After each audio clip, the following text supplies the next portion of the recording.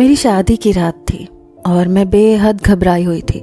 روہیل کے بارے میں میری نندیں مجھے پہلے ہی بتا چکی تھیں کہ وہ بے حد رومانٹک قسم کا نوجوان ہے اور میری تصویر دیکھ کر میرا دیوانہ ہو گیا ہے۔ میں ان لڑکیوں میں سے نہ تھی جو رومانس کو بہت زیادہ پسند کرتی ہیں۔ مجھے ایک نارمل لائف پسند تھی۔ شوہر کا ہر وقت بیوی کی تعریفیں کر کے آگے پیچھے گھومتے رہنا مجھے چھچھورا پن سا لگتا تھا، اور روہیل بالکل ویسا ہی تھا۔ شادی کی رات اس نے میری تعریف کے لیے سیدھے سادے لفظوں کے بجائے ایک غزل مجھے سنائی تھی۔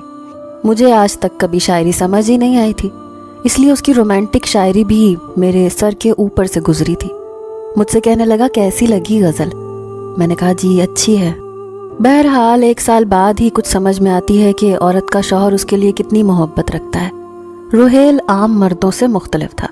مردوں کی طرح مجھے یہ نہیں کہا تھا کہ میری ماں کے آگے زبان مت چلانا، ان کے حکم کے آگے سر جھکائے رکھنا، میری بہنوں کی خدمت کرنا، یا جب وہ سسرال سے یہاں آئیں تو انہیں شکایت کا موقع نہ دینا۔ یہ سب نہیں کہا تھا اس نے تو بس اپنی اور میری بات کی تھی۔ شادی کے شروع کے دن بہت اچھے گزرے تھے۔ روہیل کا ارادہ تھا کہ ہم ہنی مون کے لیے ایبٹ آباد جائیں گے اور اس کے بعد سیف الملوک، ناران، کاغان لائف کو بہت زیادہ انجوائے کریں گے۔ شوق تو مجھے بھی بہت تھا گھومنے پھرنے کا، لیکن شادی کے فوراً بعد میرے سسر کی طبیعت کچھ اس طرح خراب رہنے لگی کہ انہوں نے ہمیں جانے سے منع کر دیا۔ کہنے لگے اگلے مہینے چلے جانا۔